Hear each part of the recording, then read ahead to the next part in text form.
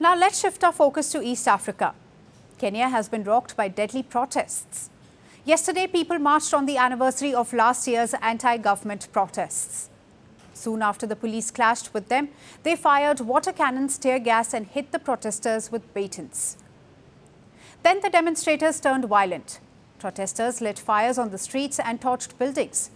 And the police responded with gunfire, killing at least 16 people and injuring at least 400 others.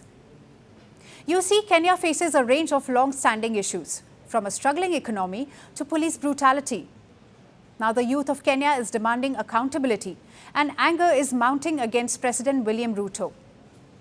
So what do the protests mean for his administration? Here's a report. Streets littered. Shops destroyed.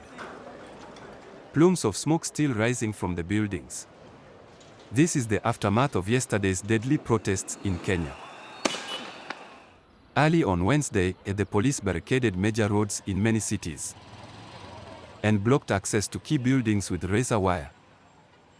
Thousands of people took to the streets in the morning, waving Kenyan flags, blowing whistles, chanting slogans against President William Ruto. Soon after, the police clashed with them, firing tear gas, water cannons, and hitting protesters with batons. And the protests turned violent. Some protesters lit fires on the streets. They torched parts of court buildings. Protests intensified in Nairobi's city center. Throngs of people marched towards the parliament buildings and lawmakers fled them. The government ordered TV and radio stations to stop live coverage of the protests. When several TV stations refused to follow instructions, they were taken off air. As clashes intensified, the police fired gunshots, killing at least 16 people and injuring at least 400 people. But what's behind the violent protests? Kenyans marched on the anniversary of last year's deadly anti-government demonstrations. Here to remember the lives lost of the young kids that came to just express their discontent with the state of governance in our country and to continue their fight to resist the oppression of this regime. The 2024 protests came as the Ruto administration proposed a finance bill raising taxes on essentials. After the clashes, Ruto backed off from signing the bill into law. But he has continued reimposing many of the taxes. Against the backdrop of the protests this week, he has signed 3 bills into law. They usher sweeping tax changes in sectors like agriculture, health, education, and infrastructure.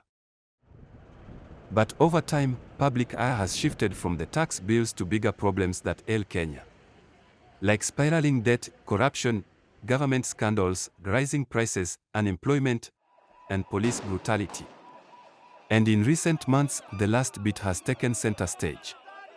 In the wake of last year's protests, many people appeared to have disappeared. They were reportedly abducted, interrogated, and tortured.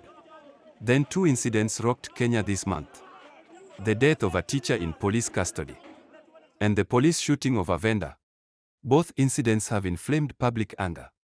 To every police officer, I give you my assurance that the government of Kenya will support you, will stand by you. You cannot intimidate the police. You cannot use force against the police, or insult, or threaten the police. Despite this, Ruto has stood by the police and blamed protesters instead. Kenya is facing long-standing, structural problems, and Ruto's denial only worsens the situation. But he should remember this: it cannot be business as usual. Yesterday's protests are a trailer of what could happen in 2027 when the country goes to polls. And by the looks of it, the movie will not have a happy ending for Ruto. Firstpost now available in 9 languages on YouTube. English, Stands at $36 trillion. French, Le FMI, comme German, Geschäftsführenden Direktor Hindi, $30 trillion ka karjo. Indonesian, Pemerintah tanpa pemeriksaan. Italian, Sekali radikali.